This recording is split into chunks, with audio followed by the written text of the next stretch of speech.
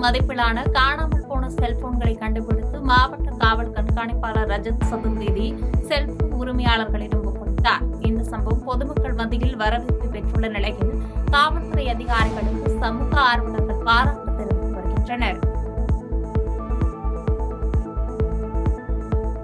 ஈரோடு மாவட்டம் பெருந்துறை அருகே இருசக்கர வாகனத்தில் கஞ்சா கடத்திய 3 பேரை மதுவிலக்கு போலீசார் சோதனையின் போது கைது செய்தனர். இதனைத் தொடர்ந்து போலீசார் அவர்களிடமிருந்து 9 கிலோ கஞ்சா மற்றும் இருசக்கர வாகனம் ஆகியவற்றை பறிமுதல் செய்தனர்.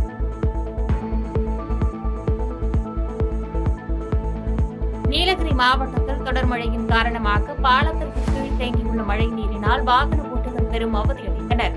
மேலும் விபத்தினை தவிர்க்க சாலையின் நுழைவாய் பகுதியில் எச்சரிக்கை பலகைகள் அமைத்திட வேண்டும் என வாகன ஓட்டிகள் அதிகாரிகளுக்கு கோரிக்கை விடுத்துள்ளனர். வேலூர் மாவட்டம் பேரணாம்பட்டு அருகே அறுவடைக்கு தயாராக இருந்த மாமரம், தென்னை மரங்கள் மற்றும் அதனை சுற்றியிருந்த வேலிகளை காட்டு யானை புகுந்து சேதப்படுத்தியது. இதனைத் தொடர்ந்து விவசாய நிலங்களை சேதப்படுத்தி வரும் வனவிலங்குகளால் விவசாயம் பாதிக்கப்படுவதாகவும் விவசாயிகளுக்கு பயிருக்கான இழப்பீடு வழங்காமல் இருப்பதாகவும் மூதாட்டி விவசாயி ஒருவர் கண்ணீர் மல்க அழுத சம்பவம் சோகத்தை ஏற்படுத்தியுள்ளது. இப்படி வந்து நாசனம் பண்ணி இப்படி தூண்டு போயிடுச்சேப்பா. நாங்க யாருக்கிட்ட நாங்க சொல்றது? எங்களுக்கு யாரும் இல்லை எங்க காட்டுல. சாங்க வேலூர் மாவட்ட ஆட்சியர் அலுவலகத்தில் அலுவலர்களுக்கான ஆய்வுக் கூட்டம் நீர்வளத்துறை அமைச்சர் துரைமுருகன் தலைமையில் நடைபெற்றது. இந்த கூட்டத்தில் மாவட்ட ஆட்சித்தலைவர் சுப்புலட்சுமி, அணைக்கட்டு சட்டமன்ற உறுப்பினர் நந்தகுமார், வேலூர் சட்டமன்ற உறுப்பினர் கார்த்திகேயன் உட்பட பலர் கலந்து கொண்டனர். புதுச்சேரியில் அரசு சார்பில் வைக்கப்பட்ட விளம்பர பலகைகளில் இருந்த இந்தி வார்த்தைகளை கருப்பு மை கொண்டு அழித்த தமிழக வாழ்வுரிமை கட்சியினர் தமிழ்மொழி புறக்கணிக்கப்பட்டதை குறித்து தங்களது எதிர்ப்பினை தெரிவித்துள்ளனர். மேலும் ஹிந்தி தெரியாது போடா என்ற வாசகங்கள் அடங்கிய பதாகைகளை கையில் ஏந்தி புதுச்சேரி அரசை கண்டித்து கண்டன கோஷங்களை எழுப்பினர். திண்டுக்கல் மாவட்டம் கொடைக்கானலில் தொடர்ந்து பெய்து வரும் மழை மற்றும் பலத்த காற்று காரணமாக கோடை விழாவில் நடைபெறும் படகு போட்டி துவங்குவது தாமதம் ஏற்பட்டுள்ளது. மேலும் விடுமுறையை முன்னிட்டு வந்த சுற்றுலா பயணிகளுக்கு படகு சவாரி தடை செய்யப்பட்டுள்ளது ஏமாற்றத்தை உண்டாக்கியுள்ளது. கிருஷ்ணகிரி மாவட்டம் ஒசூர் அருகே உள்ள தனியார் ஹோட்டலில் முன்னாள் மாணவர்களின் சந்திப்பு கூட்டம் நடைபெற்றது. இந்நிகழ்வில் 23 ஆண்டுகளுக்கு முன்பு 12ஆம் வகுப்பில் படித்த முன்னாள் மாணவர்கள் மற்றும் ஆசிரியர்கள் என அனைவரும் கலந்து கொண்டு தங்களது பள்ளிக்கால நினைவுகள் மற்றும் அனுபவங்களை பகிர்ந்து கொண்டு மகிழ்ச்சி அடைந்தனர்.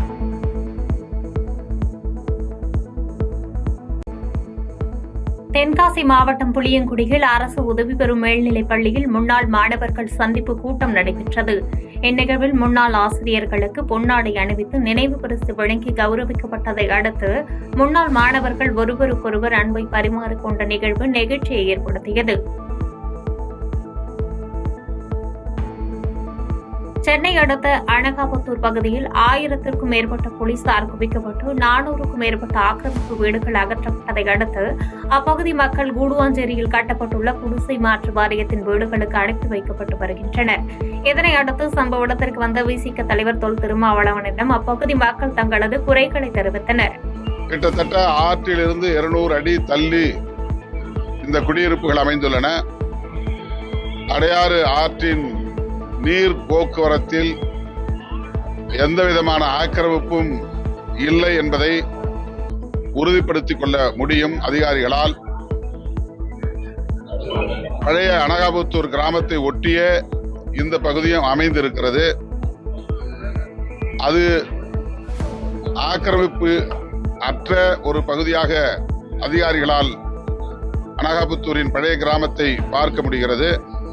ஆனால் சர்வே எண் 235, 37 ஆகிய இந்த பகுதிகளை அவ்வாறு அணுகாமல் உயர்நீதிமன்றம் இவ்வாறு சொல்லிவிட்டது என்ற ஒரு காரணத்தை காட்டி இடிக்க முற்படுவது ஏற்புடையதல்ல.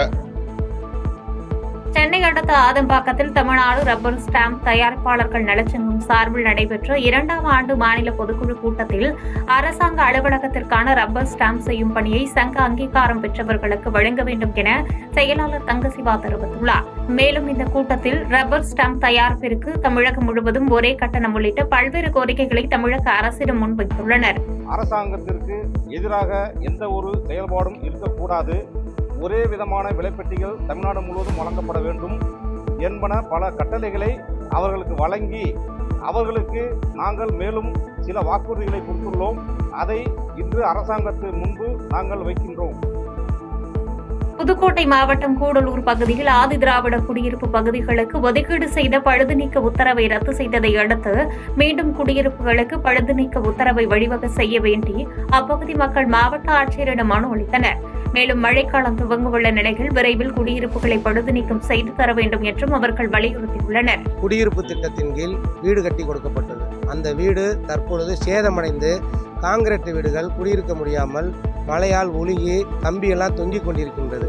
இதை தகவல் கொடுத்து அந்த ஊராட்சி ஒன்றிய அலுவலருக்கு தகவல் கொடுத்து அவர்கள் நேரடியாக பார்வையிட்டு நிதி 2,40,000 ஒரு வீட்டுக்கு ஒதுக்கீடு செய்தார்கள். ஆனால் ஒதுக்கீடு செய்யப்பட்ட அந்த நிதியை நடைமுறைப்படுத்தாமல் காலதாமதப்படுத்துகிறார்கள். உடனே நடைமுறைப்படுத்த வலியுறுத்தி அங்கே வசிக்கக்கூடிய மக்கள் நேரடியாக மரியாதைக்குரிய மாவட்ட ஆட்சித்தலைவர் அவர்களிடம் மனுநீதி நாளிலே இன்று மனு கொடுத்தோம். அவர்கள் உடனடியாக பொன்னமராவதி ஊராட்சி ஒன்றிய வட்டார வளர்ச்சி அலுவலரை நேரடியாக வரவழைத்து உடனடியாக இந்த கோரிக்கையை நிறைவேற்றி தருமாறு கேட்டுக்கொண்டார்கள். கள்ளக்குறிச்சி மாவட்டம் சங்கராபுரம் அருகே அரசு நெல் கொள்முதல் நிலையத்தில் நெல் கொள்முதல் செய்யாமல் நெல்மணிகள் முளைத்து வீணாகும் நிலை ஏற்பட்டுள்ளதால் விவசாயிகள் சாலை மறியலில் ஈடுபட்டுள்ள சம்பவம் பரபரப்பை ஏற்படுத்தியுள்ளது. இதனையடுத்து பாதிக்கப்பட்ட விவசாயிகள் உரிய இழப்பீடு கேட்டு அரசுக்கு கோரிக்கை வைத்துள்ளனர். 30 நாள் ஆகுது, 60 நாள் ஆகுது. எந்த விதத்துல நியாயம்? எங்களை கொஞ்சம் காப்பாத்துங்க ஐயா. எல்லாம் தாய்வத்தோட கொண்டாடி பிள்ளையோட எல்லாம் உணர்வோட பிறந்துக்கிறோம். என்னுடைய உணர்ச்சியும் உங்களுடைய உணர்ச்சியும் ஒன்னா இருக்கட்டும். தாய் தப்பு மாதிரி அண்ணன் தம்பி மேல உங்களை கையெழுத்து கும்புறேன். என்ன தாயா நினைச்சு தகப்பனா நினைச்சு அண்ணனை நினைச்சு தம்பியா நினைச்சு நான் சொல்றேன். உங்களுக்கு எல்லாம் கையெழுத்து கும்புறேன். இந்த சேனலை பார்த்த அனைவருக்கும் கோடான கோடி கும்பிடு. உங்கள் காலில் வணங்கி நாம வணங்குறேன். தயவு செஞ்சு பாண்டல் இந்த நெல்லை உருப்படியா நடத்துற மாதிரி கொஞ்சம் ஏற்பாடு பண்ணுங்க ஐயா. திருவண்ணாமலை மாவட்டம் ஆரணி அருகே தமிழக அரசை கண்டித்து கைத்தறி நெசவாளர் சங்கத்தினர் கண்டன ஆர்ப்பாட்டத்தில் ஈடுபட்டனர். மேலும் பழைய பேருந்து நிலையத்திலிருந்து ஆரணி வட்டார வளர்ச்சி அலுவலகம் வரை பேரணியாக சென்று கவனஈர்ப்பு போராட்டத்தில் ஈடுபட்டனர்.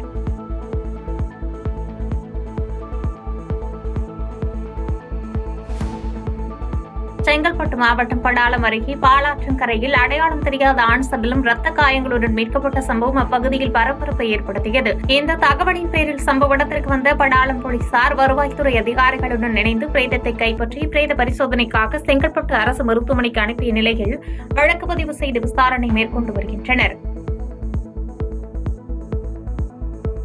செங்கல்பட்டு மாவட்டத்தில் 10ஆம் வகுப்பில் 400க்கும் மேற்பட்ட மதிப்பெண்கள் பெற்ற மாணவர்களுக்கு ஊக்கத்தொகையுடன் கல்வி உபகரண பொருட்கள் வழங்கும் நிகழ்ச்சி திமுக பொறுப்பாளர் அன்பு தலைமையில் நடைபெற்றது.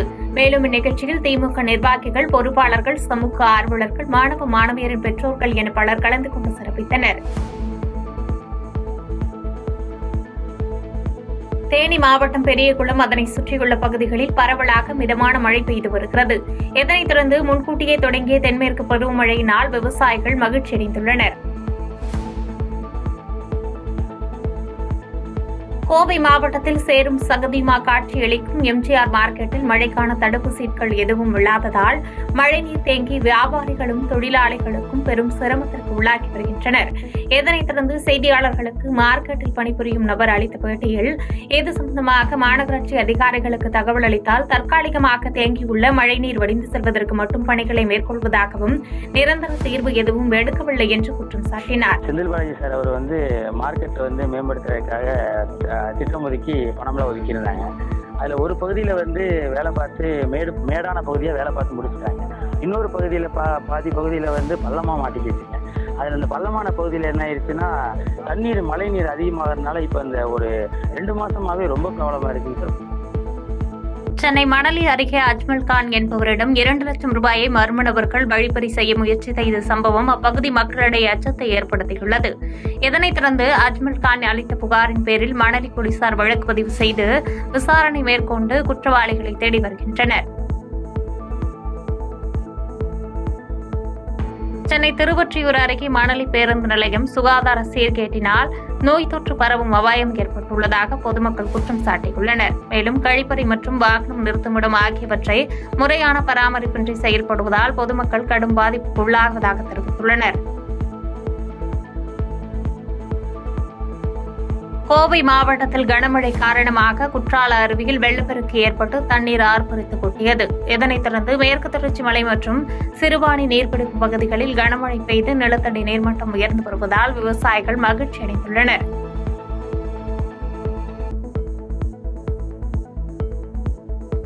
கோவை மாவட்டம் குனியாமுத்தூர் பகுதியில் கனமழையினால் வேப்பமரம் முறிந்து விழுந்த சம்பவம் அப்பகுதியில் பரபரப்பை ஏற்படுத்தியது.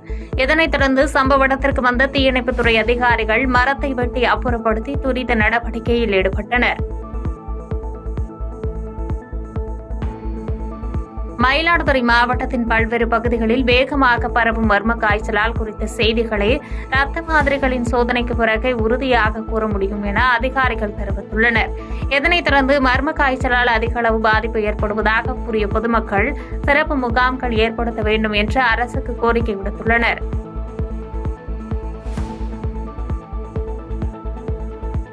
சேலம் மாவட்டம் ஓமலூரில் உள்ள ஒழுங்குமுறை விற்பனை கூடத்தில் நடைபெற்ற தேசிய அளவிலான கொப்பரை மற்றும் எள் ஏலத்தில் ஏற்பட்ட விலையேற்றத்தால் விவசாயிகள் மகிழ்ச்சியடைந்துள்ளனர். மேலும் இந்த ஏலத்தில் மொத்தம் ரூபாய் 11.73 லட்சத்திற்கு கொப்பரை மற்றும் எள் விற்பனையானதாக ஒழுங்குமுறை விற்பனை கூட கண்காணிப்பாளர் ஆனந்தி தெரிவித்துள்ளார். சேலம் மாவட்டம் ஓமலூரில் மூதாட்டி கொலை வழக்கில் போலீசாரால் சுட்டுப் பிடிக்கப்பட்ட குற்றவாளி நரேஷ்குமார் மருத்துவமனையில் சிகிச்சை பெற்று வந்த நிலையில் தற்போது இவர் கர்நாடகாவில் செல்போன் மற்றும் பணத்திற்காக லாரி ஓட்டுநரை கொலை செய்துவிட்டு தப்பி வந்துள்ள சம்பவம் தெரியவந்துள்ளது. இதனைத் தொடர்ந்து கர்நாடக போலீசார் குற்றவாளியை சேலம் வந்து கைது செய்ய நடவடிக்கை மேற்கொண்டு வருகின்றனர். சேலம் மாவட்டத்தில் உள்ள பெரியார் பல்கலைக்கழக பொறுப்பு துணைவேந்தர் மீதான விசாரணையை தீவிரப்படுத்த லஞ்ச ஒழிப்புத்துறை போலீசில் மனு அளிக்கப்படும் என பல்கலைக்கழக தொழிலாளர் சங்கத்தினர் தெரிவித்துள்ளனர். மேலும் பேராசிரியர் பெரியசாமியை பொறுப்பு துணைவேந்தர் பதவியிலிருந்து நீக்கம் செய்து ஆட்சிக்குழு கூட்டம் நடத்தி பல்கலைக்கழகத்தை வழிநடத்தும் பொறுப்பு குழுவை நியமிக்க தமிழக அரசுக்கு கோரிக்கை விடுத்துள்ளனர். செய்திகளை உடனுக்குடன் தெரிந்து கொள்ள கீழ்க்கண்ட கேபிள் மற்றும் டிடிஎச் நெட்வொர்க்குகளில் எம்நாடு செய்தி தொலைக்காட்சியை காணுங்கள். பாதகம் செய்பவரை கண்டால் நாம் பயம் கொள்ளலாகாது பாப்பா. மோதி மிதித்துவிடு பாப்பா, அவர் முகத்தில் உமிழ்ந்துவிடு பாப்பா. அண்மை செய்திகளை உடனுக்குடன் தெரிந்து கொள்ள இணைந்திருங்கள் எம்நாடு தொலைக்காட்சியுடன்.